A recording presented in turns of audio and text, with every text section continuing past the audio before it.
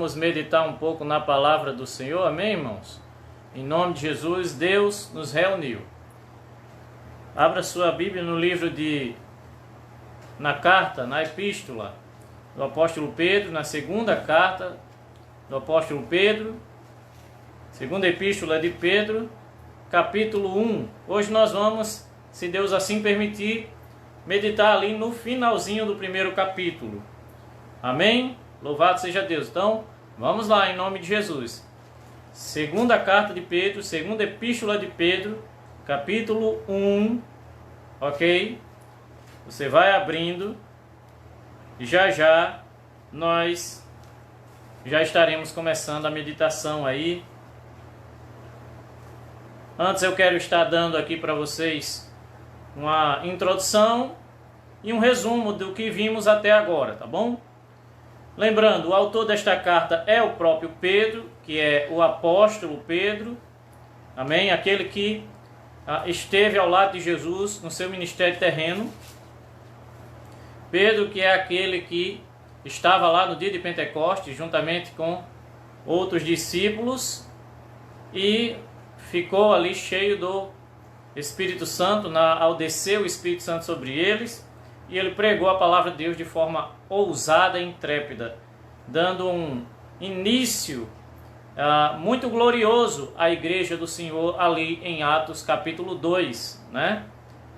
E Pedro, ele escreve essa carta por volta de 65 a 67. Pode até ser ali o ano de 68, alguns acreditam, né? O tema dessa carta. Essa carta é uma resposta ao erro e a firmeza através do crescimento no conhecimento do Senhor. Ou seja, essa carta do apóstolo Pedro, o propósito dela foi que havia na igreja um erro. Os irmãos não estavam valorizando o crescimento espiritual que vem no conhecimento de Cristo Jesus. Esse erro, o apóstolo Pedro escreve essa carta para combater este erro que estava surgindo dentro da igreja. Esse erro não é novidade, né, irmãos? Para nós também. Por quê? Porque no tempo de hoje as pessoas, elas congregam em igreja, mas elas não crescem no conhecimento do nosso Senhor Jesus Cristo. Uma grande maioria daqueles que professam a fé cristã não crescem no conhecimento do nosso Senhor Jesus Cristo. Então ele escreve essa carta, a princípio por causa deste problema que estava circulando a igreja. A carta ela começa e termina com o tema de cultivar a maturidade cristã. Ou seja, o conselho do apóstolo Pedro do início e também no final da carta é que a maturidade cristã, o crescimento espiritual, seja o alvo de todo crente sincero em Cristo Jesus. E esse crescimento, que Pedro chama de conhecimento de Cristo, esse conhecimento, né, não é um conhecimento intelectual, científico, superficial, mas uma experiência, né, de Deus e de Cristo que resulta numa transformação moral, numa conduta de excelência. Ou seja, Pedro afirma, irmãos, resumindo aqui, Pedro afirma que o conhecimento de Jesus Cristo produz no crente um crescimento espiritual que vai ser perceptível na sua conduta moral e na sua vida, na experiência para com Deus. Amém? O resumo do capítulo 1, ou seja, do que vimos até agora. Dos versos 3 ao 11, nós vimos o ensino de Pedro a respeito da busca pelas virtudes morais. Quando ele fala para nós acrescentarmos à nossa fé a excelência moral, o conhecimento, o domínio próprio, a perseverança, devoção a Deus, a fraternidade e o amor. Dos versos 12 ao 15, o apóstolo Pedro ele fala do seu próprio testemunho. Então ele narra daquele momento em que Jesus falou profeticamente que Pedro haveria de morrer. E ele relata de que lembra dessas palavras de Jesus, de que estava se aproximando da sua morte, mas que ele tinha um único empenho, de que o evangelho, de forma repetitiva, fosse pregado para que as pessoas, mesmo depois da sua partida, não esquecessem aquilo que ele havia durante tantos anos ensinado. E por último, que é esse finalzinho, né? Já lá para o verso 16, o apóstolo Pedro ele afirma que as escrituras dos profetas, ou seja, o Velho Testamento, são de inspiração divina. E muitas vezes nós usamos esse versículo que nós vamos ler nessa noite para falar que ele se refere a toda a escritura. De forma espiritual, sim. Toda a escritura que é divinamente inspirada, né? Ela é apta, ela é escritura, ela é palavra de Deus, aceitável pela fé. Mas quando Pedro escreveu, ele estava falando do Velho Testamento, dos livros dos profetas do Velho Testamento. Amém? Eu quero ler com vocês no capítulo 1, dos versos 15 ao 21, tá bom? Só para não ficarmos sem nos situarmos aqui, né? Então, nós já meditamos no verso 15 anteriormente, mas nós vamos ler a partir dele, ok? Ok, por isso me esforçarei para garantir que vocês se lembrem sempre destas coisas depois da minha partida, daquilo que ele havia ensinado.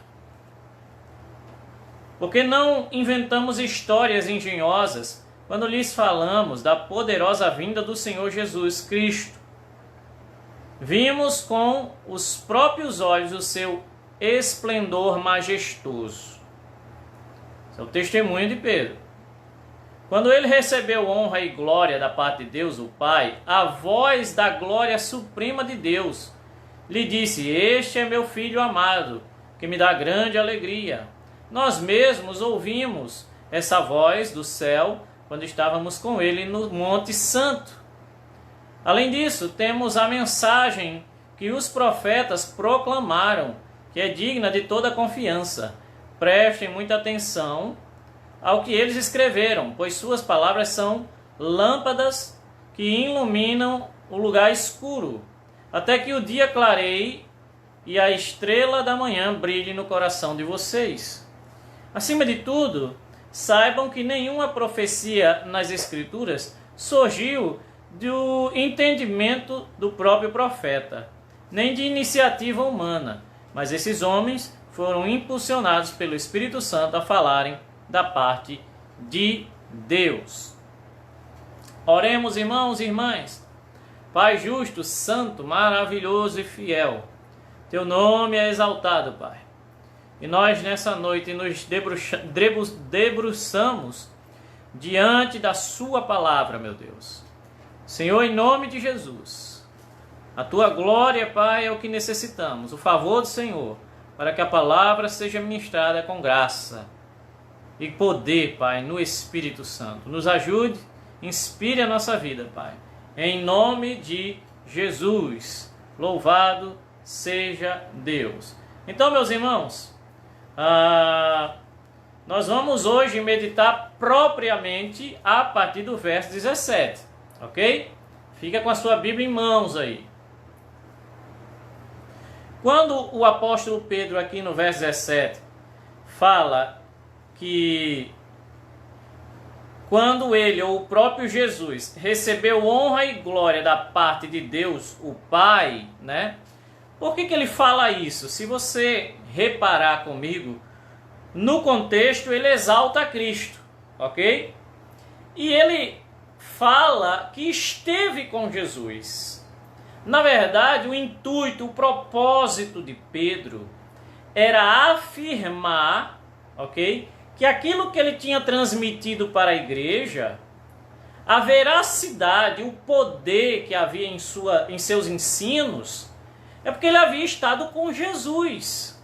E por isso que quando chega no verso 17, ele abre essa narrativa onde ele fala que Jesus recebeu glória e honra da parte de Deus. Então é como se ele tivesse, na verdade, ele está dando aos seus ouvintes, tá certo? A garantia de que essas palavras, esse evangelho por ele ensinado, não era uma palavra de ficção, de fantasia, de teorias humanas, engenhosamente inventadas, como ele próprio diz aqui, nessa tradução, ok? As palavras, elas tinham a garantia de que eram palavra de Deus. Eram as palavras do próprio Filho de Deus. E quando ele diz que esse Jesus, ou ele, aqui representando Jesus, recebeu glória e honra da voz divina, da voz de Deus, né? Ele está ali mostrando, olha, Jesus é muito mais do que alguns de vocês pensam. Há uma garantia de que Jesus era o Filho de Deus, porque eu ouvi, imagina o apóstolo Pedro falando isso, eu ouvi o próprio Deus no monte dizendo, este é o meu filho, a ele ouvis. Então, Pedro, ele ouviu a própria voz do Pai, de Deus, garantindo que Jesus era a palavra, que as palavras de Jesus eram verdadeiras e fiéis. E como é que ele ia transmitir isso? Ele, olha, eu sou testemunha, eu ouvi a voz de Deus, ok? Então, vamos ler para ficar mais claro. A honra e glória da parte de Deus, o Pai, a voz da glória suprema de Deus, lhe disse, este é meu filho amado, que me dá grande alegria. Aí ele afirma, ó, nós mesmos ouvimos essa voz do céu quando estávamos com ele no Monte Santo. Então, irmãos, é como se ele tivesse dizendo, olha, a garantia, quem assina esse evangelho, quem assina esse evangelho que nós estamos ensinando a vocês, a garantia veio do próprio Deus, que disse que as palavras do seu filho eram verdadeiras e fiéis. E eu quero que você abra a sua Bíblia para a gente ver isso. Amém? É só você abrir em Mateus capítulo 17, que eu quero ler essa passagem com vocês, tá bom? Mateus capítulo 17, verso 1. E nós vamos ler toda a passagem do verso 1 ao verso 7, tá bom? Isso tudo que nós estamos vendo, irmãos, isso aqui nos dá uma fé firme na rocha. Porque isso aqui é um aprofundamento no conhecimento. É uma certeza que você tem que as escrituras, elas estão todas conectadas. Então, Pedro não está soltando palavras ao vento, de ensinamento comum ou de conhecimento humano, mas ele está transmitindo o que ouviu do próprio Jesus. E além disso, ele está dizendo, e essas palavras foram garantidas pelo próprio Deus, porque eu ouvi a voz dele dizendo isso. De que Jesus era a sua palavra, de que Jesus era o fiel que transmitia a palavra de Deus. Vamos ver isso. Mateus 17, verso 1. 6 dias depois, tomou Jesus consigo a Pedro e aos irmãos Tiago e João. Então vamos lá. Quem é que estava com ele? Juntamente com Jesus estava Pedro, Tiago e João. E aos irmãos Pedro e aos irmãos Tiago e João, e os levou em particular a um alto monte. Foi transfigurado diante deles. O seu rosto resplandecia como o sol, e as suas vestes tornaram-se brancas como a luz.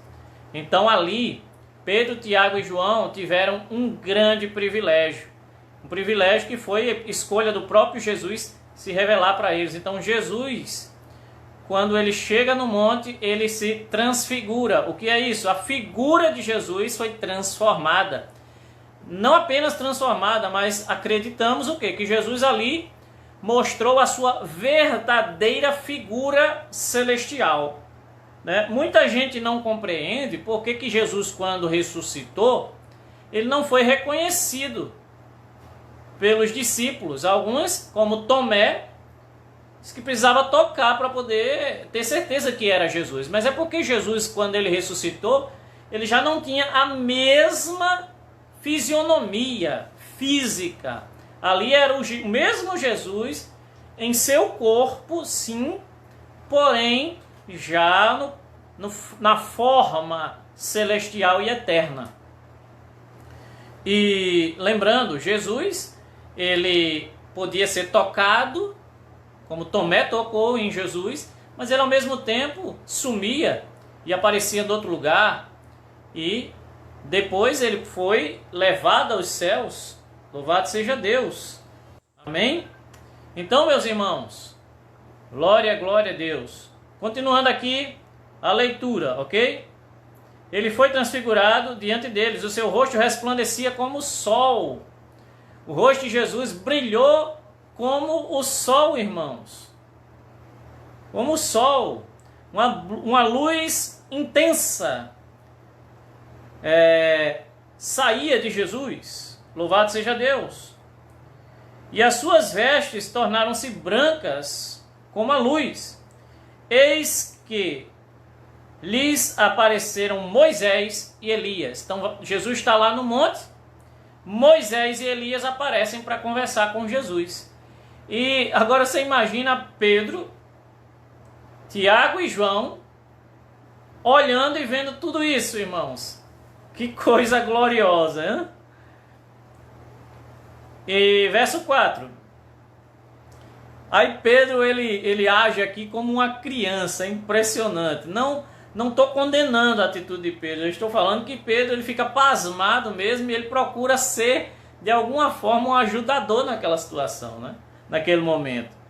Então Pedro disse a Jesus: Senhor, bom é estarmos aqui. Se queres, farei aqui 3 tendas. Uma será tua, outra para Moisés e outra para Elias. Então, Pedro já queria servir, né?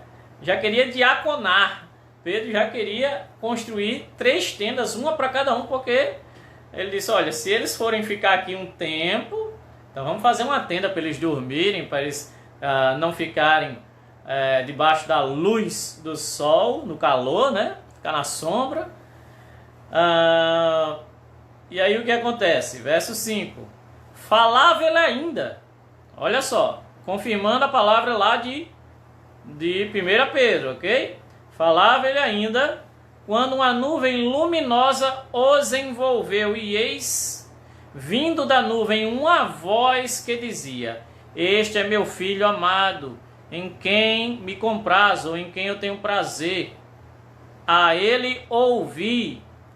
Ouvindo os discípulos, caíram de bruços, tomados de grande medo. Aproximando-se deles, tocou-lhe Jesus, dizendo: Erguei-vos, não temais. Então eles levantando os olhos, a ninguém viram senão Jesus. Então a voz, Jesus já tinha conversado com Moisés e com Elias, e a voz celestial que veio numa nuvem, de repente ali, foi a voz do próprio Pai, afirmando: Este é meu filho. Então Pedro, ele foi uma testemunha auricular do que Deus, né, narrou, do que Deus falou a respeito do filho, né? Ele foi uma testemunha, ele estava lá quando Deus afirmou: a este vocês devem ouvir, porque ele é meu filho. Amém? Volta comigo para o texto. 2 de Pedro, verso 17 e 18. Só para relembrar vocês. Quando ele recebeu honra e glória, ele está dizendo que aquela afirmação que Deus deu naquele momento a respeito de Jesus foi honrando e glorificando a Jesus, ou seja, exaltando Jesus, dizendo: este é meu filho, ouviu, né? A voz da glória suprema de Deus lhe disse: este é meu filho, que me dá grande alegria. Nós mesmos ouvimos essa voz do céu quando estávamos com ele no Monte Santo. Aí você pode pensar assim: puxa, mas lá Deus disse: este é meu filho, a ele ouvi. E aqui Pedro disse: este é meu filho amado, que me dá grande alegria. Mas eu quero lembrar vocês que o texto que nós lemos é o de Mateus. E aqui é o próprio Pedro falando. Então está tudo em concordância, irmãos. Tudo em concordância. Realmente, Pedro está afirmando que Jesus é o varão aprovado por Deus. Que Jesus é o Salvador. Que Jesus é o Filho de Deus. E a sua palavra é verdadeira e fiel. A ele, todos nós devemos ouvir. Porque aqui uma testemunha, Pedro, está dizendo que estava lá quando a voz do próprio Deus afirmou isso. Claro, irmãos, que no ministério de Jesus, o próprio Jesus, né, ele deu testemunho das palavras de Deus. E tem muito mais sinais, né, deste testemunho, mas nós precisamos nos lembrar que naquela época as pessoas não eram evangelizadas como nós hoje. Nós temos a Bíblia, nós já conhecemos algumas mensagens, alguns conhecem toda a Bíblia, mas naquela época as pessoas elas não tinham esse acesso, então tudo era novo. Pedro estava afirmando: olha, eu estou ensinando vocês as mesmas palavras, e essas palavras estão confirmadas. Eu ouvi do próprio Jesus, e eu ouvi também da boca de Deus que Jesus era seu filho e que a ele nós deveríamos ouvir. Amém? Louvado seja Deus. Verso 19. Além disso, temos a mensagem que os profetas proclamaram. Ele está falando, nós temos a mensagem que fala de Cristo, que ouvimos de Cristo, e nós, a igreja, também temos a mensagem que estava escrita pelos profetas. Amém? Então eles tinham os profetas do Velho Testamento, eles tinham as escrituras de Moisés, e eles conheciam, os judeus principalmente, tinham sido educados na lei de Moisés, na lei de Deus, no Velho Testamento. E os judeus convertidos sabiam bem disso. Nós temos os profetas que proclamaram que é digna de toda confiança o que eles proclamaram. Prestem muita atenção ao que eles escreveram, pois suas palavras são como lâmpada que ilumina um lugar escuro. Então, é como o Salmo diz, que a sua palavra é lâmpada para os nossos pés e luz para o nosso caminho. É a palavra de Deus, é isso que ele está afirmando.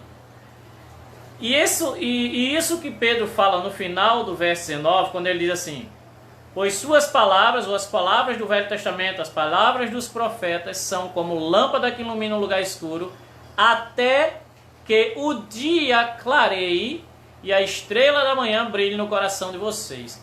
Isso aqui, irmãos, é uma linguagem que Pedro está usando aqui, puramente judaica, né? Existia na tradição judaica uma espera pelo Messias, uma espera pela luz da manhã, pela luz que iluminaria os judeus e os salvaria, né? E essa espera era dita, essa linguagem era usada, esse provérbio era usado entre os judeus, dizendo: olha, ainda estamos na noite, mas um dia a estrela da manhã virá e vai clarear tudo, ok? Tudo vai se iluminar quando a estrela da manhã vier. Só que a estrela da manhã é Jesus, já tinha vindo, e Pedro está afirmando, os profetas estavam falando dessa estrela, ok? E ela um dia vai brilhar quando o coração de vocês for iluminado. Louvado seja Deus. Eu creio que o meu e o seu já foi iluminado pela estrela da manhã. Glória a Deus, irmãos. A estrela da manhã é o nosso Senhor e Salvador Jesus Cristo. Verso 20. Acima de tudo, saibam que nenhuma profecia nas Escrituras surgiu do entendimento do próprio profeta. É como se Pedro estivesse falando de novo afirmando de novo, olha, as Escrituras, elas são fidedignas, elas são de inspiração divina, elas não são invenções de homens. E as profecias, quando ele fala as profecias, está narrando as palavras dos profetas, ok? As profecias. E essas profecias, milhares se cumpriram em Jesus, não é? Nós sabemos disso. Elas não surgiram apenas por pensamento, entendimento dos próprios profetas. Verso 21, nem de iniciativa humana. Esses homens, ou seja, os profetas, foram impulsionados, em algumas traduções, inspirados pelo Espírito Santo e falaram da parte de Deus. Então nós podemos ter uma inteira certeza de que as Escrituras, aqui o Pedro estava falando a respeito dos profetas, como eu disse, do Velho Testamento, mas nós sabemos que nós hoje temos o Novo Testamento e todos nós somos testemunhas que o Novo Testamento completa o Velho. Em que sentido? Porque no Novo Testamento estão narradas, né, as profecias cumpridas. Ou seja, nós encontramos no Novo Testamento o cumprimento das profecias do Velho e o Novo Testamento mostra a plenitude dos tempos, que foi quando Jesus veio a esse mundo e o seu ministério terreno aconteceu entre nós. Amém, irmãos? Outra coisa importante, só para frisar, toda a Bíblia, irmãos, toda a Bíblia de Gênesis e Apocalipse, nós acreditamos que ela é inspirada. E eu digo isso porque algumas pessoas, teólogos inclusive, afirmam que devemos ficar apenas com o Novo Testamento, porque o Velho Testamento foi corrompido, ou então algumas partes da Bíblia foram corrompidas, e geralmente as partes da Bíblia que esses teólogos consideram corrompidas ou que devem ser anuladas, são aquelas partes que incomodam a eles e que quebrariam as pregações deles, a teologia deles, se eles tivessem que permanecer com toda a Bíblia, né? Com esses trechos que eles tiram. Então a palavra de Deus ela é inspirada, irmãos, pelo Espírito Santo de Gênesis e Apocalipse. E sabe por que eu afirmo isso? Porque Deus é e sempre foi soberano. Imagine se Deus controla, se Deus está no governo de tudo, Ele ia permitir que a sua palavra fosse alterada ao ponto de perder a sua inspiração, ao ponto de perder a sua veracidade? De forma nenhuma, irmãos, de forma nenhuma. Quem já leu a Bíblia toda e estudou a Bíblia toda, sabe muito bem que não encontramos na Bíblia erros. Ela é inerrante, a palavra de Deus ela é inerrante. Algumas pessoas elas entram em confusão porque a Bíblia fala de uma mesma verdade. A Bíblia fala, às vezes, duplas verdades, melhor dizendo. A Bíblia traz duplas verdades, ou seja, isso aqui é verdade e aquilo ali também é verdade. Isso aqui é mentira e aquilo ali também é mentira. Então, eu poderia falar muito sobre isso, mas vamos deixar para uma próxima oportunidade. O que nós não podemos dizer e afirmar, irmãos, é que uma parte da Bíblia ela não seja inspirada. Porque se dissermos, aplicarmos isso, ok? Se uma parte pequena da Bíblia for mentira ou alterada, então toda a Bíblia não é de confiança. Nós não podemos afirmar isso. E só afirma isso quem não acredita em soberania. Porque, irmãos, o Senhor está no governo. O Senhor está no governo de tudo. E a sua palavra está exatamente como Ele quis que estivesse. Cremos que o Senhor tudo governa. E eu estou aproveitando aqui essa ocasião para falar como Pedro, irmãos. Toda a palavra, toda a Escritura é divinamente inspirada. É a revelação do Espírito Santo. É dado pelo Espírito Santo.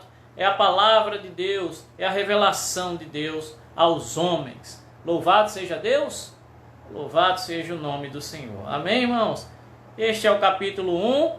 Eu aconselho todos vocês a estarem lendo, relendo, meditando, ouvindo mais uma vez essas mensagens e aplicando elas na vida de vocês. Cresçam no conhecimento e na graça do Senhor Jesus Cristo e sejamos todos frutíferos para a honra e glória do nome santo do Senhor.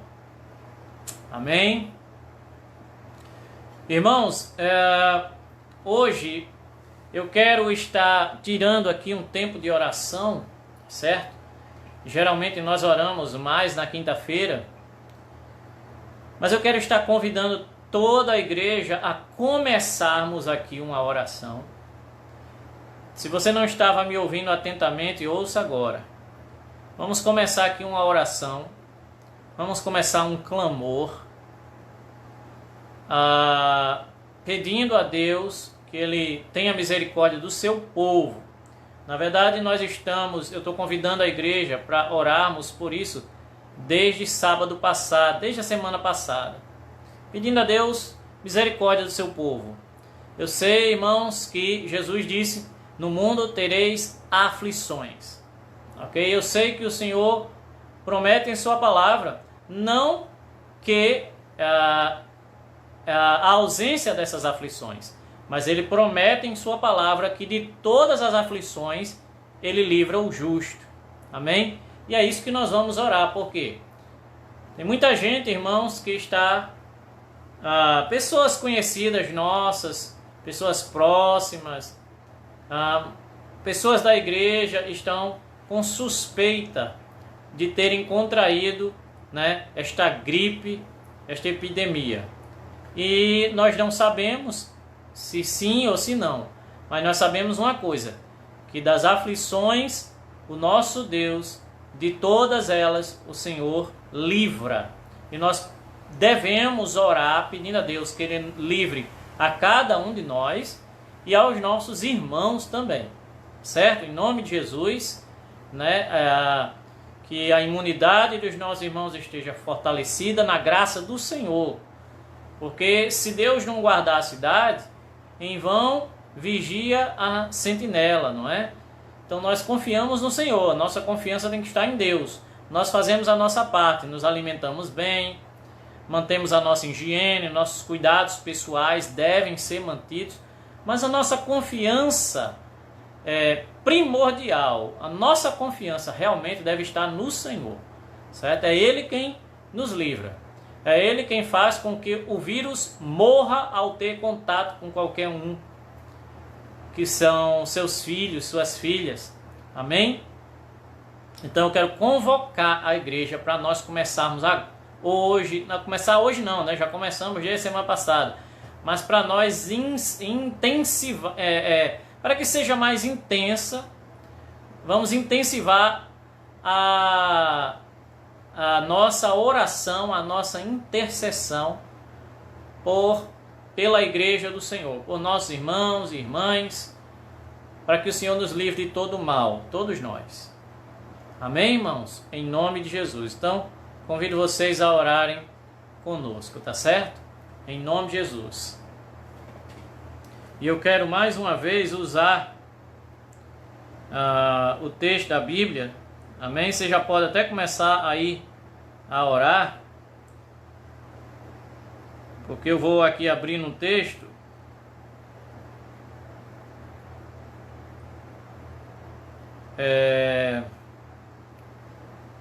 Salmo 34.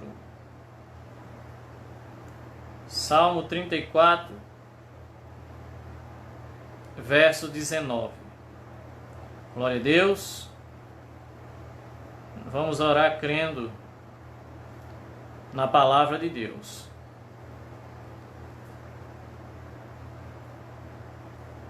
Vou usar uma versão que é atualizada, que é mais parecida com a de vocês, né?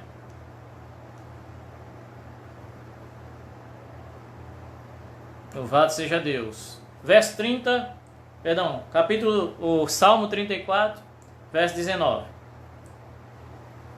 Muitas são as aflições do justo, mas o Senhor o livra de todas. Ele guarda todos os seus ossos, sem sequer um deles quebra. Nem sequer um deles quebra. A malícia matará o ímpio, e os que odeiam o justo serão punidos. O Senhor resgata a alma dos seus servos, e nenhum dos que nele confiam será punido. Louvado seja Deus! Oremos, irmão.